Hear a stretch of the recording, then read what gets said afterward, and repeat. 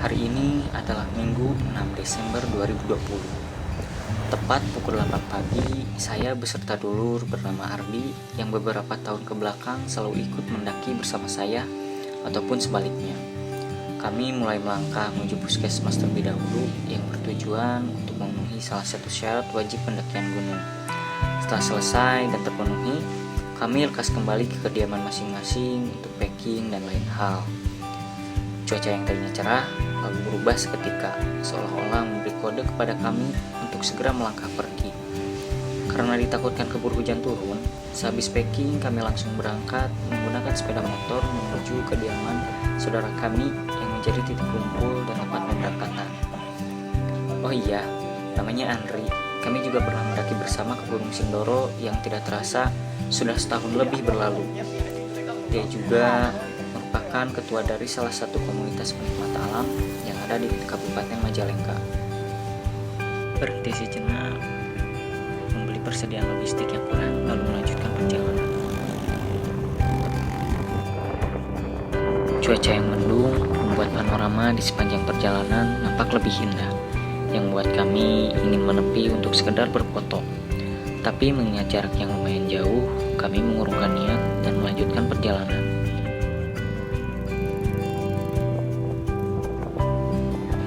Kurang lebih 10 menit, kami tiba di perbatasan Kabupaten Ciamis dan Majalengka dengan kondisi jalan yang agak tertutup dikarenakan kabut yang turun cukup tebal.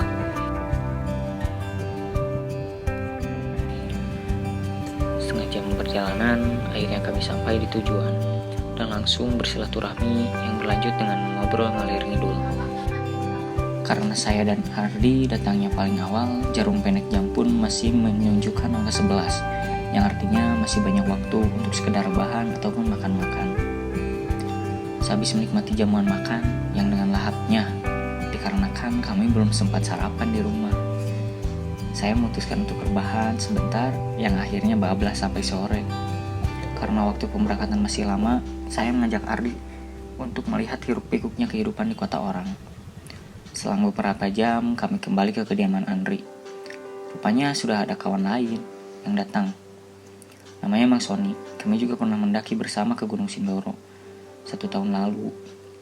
Dan yang spesial untuk pendakian kali ini, Mang Sony akan melengkapi pendakian Gunung Sindoro, Sumbing, dan Slamet, atau yang lebih dikenalnya dengan sebutan Triple S. Tak lama, kawan yang lain mulai berdatangan. Ada Mbak Iip yang juga menemani pendakian saya ke Gunung Sindoro. Dia merupakan porter, juru masak, dan sesepuh di setiap pendakiannya. Sagala bisa di nama. Dan orang-orang sering memanggilnya Abah, meski menurut saya belum tua-tua amat. Dan yang terakhir, seorang perempuan, sebut saja Sis. Itu yang selalu si Abah panggil jika menyapanya, yang membuat saya dan Ardi selalu menyautnya dengan kata semongko. Saking asik mencengkrama, tak terasa jarum jam menunjukkan angka 9, yang artinya kami akan segera berangkat menuju base camp Bambangan yang akan menjadi titik awal pendakian. Kami menuju atap tertinggi Jawa Tengah.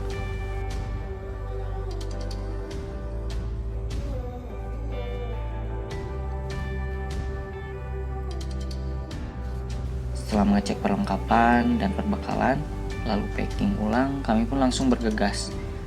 Karena di perjalanan hujan turun, saya memilih untuk tidur di perjalanan dan terbangun tatkala mobil menepi untuk sekedar ngops dan beristirahat sejenak. Kami kembali bergegas. Saya kembali melanjutkan mimpi. Sekitar jam 3 dini hari, saya terbangun yang ternyata sudah berada di base camp pendakian Bambangan.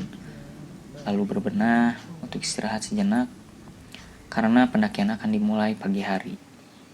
Selepas berbenah dan sedikit ngemil, kami tertidur yang mengakibatkan kami bangun sedikit terlambat. Itu sudah biasa terjadi. Sedikit sarapan dan bincang hangat kopi hitam. Sebagian ada yang membeli tambahan logistik, takutnya kurang. Dan naas beberapa saat sebelum kami packing dan bergegas, tim SAR beranjak naik, disertai Abah yang mendengar kabar bahwa jalur pendakian tiba-tiba ditutup untuk sementara. dikarenakan ada problem di jalur pendakian.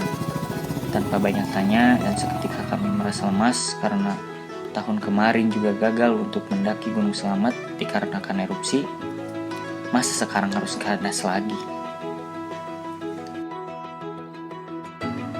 Kami berunding untuk berbelok arah ke gunung mana kami akan mendaki, daripada langsung pulang, sahut si Abah. Dan yang terpikir di benak saya hanyalah Gunung Sumbing, karena saya sudah beberapa kali kandas untuk bisa mendakinya. Namun di sisi lain ada Mang Sony yang pastinya sangat kesal karena tujuannya untuk menyelesaikan misi Triple S harus kandas. Andri pun menyarankan untuk naik via Guci. Kami pun mengiyakannya, seraya sautan Abah yang kasihan katanya menimbang trek yang dilalui lumayan lah. Setelah semua setuju dan packing kembali, mendadak mobil yang kami tumpangi alarmnya tidak bisa dimatikan. Aduh, ya wae. Dan ternyata baterai remote controlnya habis daya. Andri meminta bantuan pendaki lainnya yang membawa sepeda motor. Namun sialnya lagi motor terhalang kendaraan lain. Kesal, sudah pasti. Namun saya menyarankan untuk meminjam motor pendaki yang bermalam di warung depan base camp. Dan akhirnya bisa dibantu.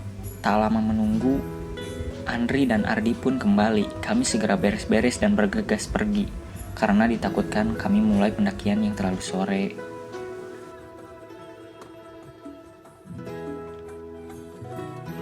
Setengah jam perjalanan, kami sampai di jalur pendakian Guci, base camp kompak namanya.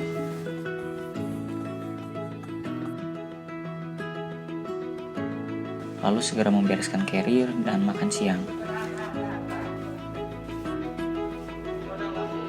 Sehabis makan lalu packing ulang dan melaksanakan kewajiban, kami sudah siap untuk memulai pendakian. Dikarenakan letak base camp kompak yang masih di kaki gunung, tidak seperti Bambangan yang mungkin sudah agak tinggi, saya dan rekan yang belum pernah kesini harus siap dengan rute yang agak panjang. Pendakian pun dimulai dengan trek aspal, kemudian melalui sebuah jembatan yang ternyata di sini terdapat sebuah air terjun yang indah. Setelah mengambil beberapa gambar, kami melanjutkan pendakian yang treknya lumayan bersahabat kayaknya. Seperti trek gunung-gunung lainnya, kita melewati dulu perkebunan warga lokal yang lumayan terbuka, dan kami bisa melihat puncak Gunung Selamet dari kejauhan.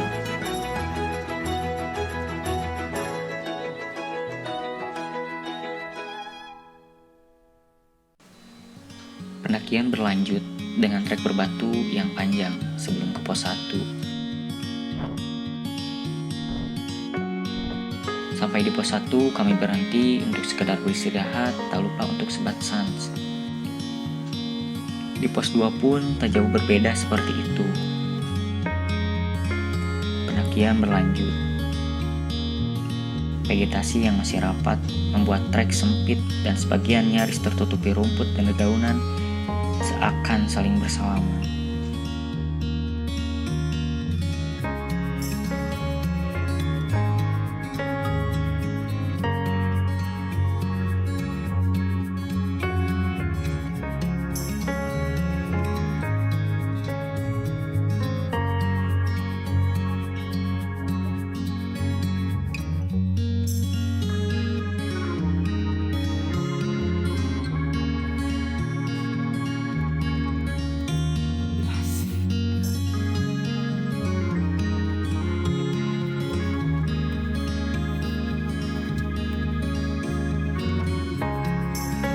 Tiba di pos 3, kami bertemu rombongan pendaki yang tektokan katanya.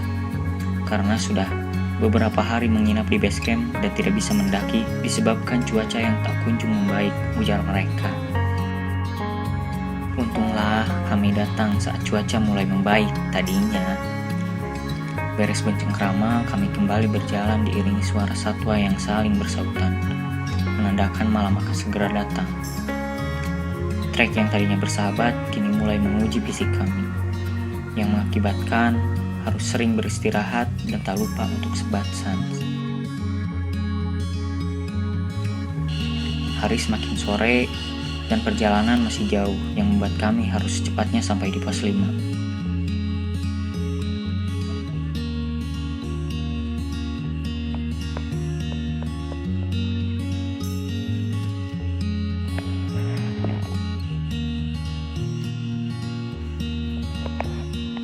Dan estimasi bisa sampai pukul 8 malam.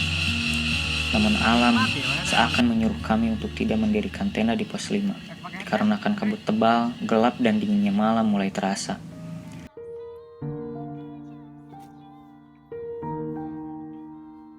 Jangankan pos 5, pos 4 pun tak kunjung kami temui.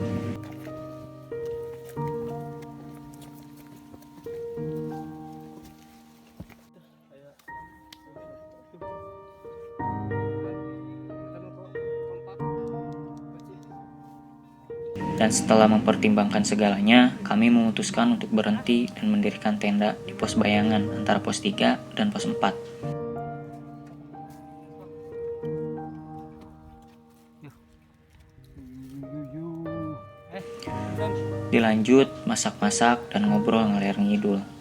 Saya pun memutuskan untuk tidur dikarenakan summit attack yang akan dimulai dini hari menimbang jalur yang masih panjang.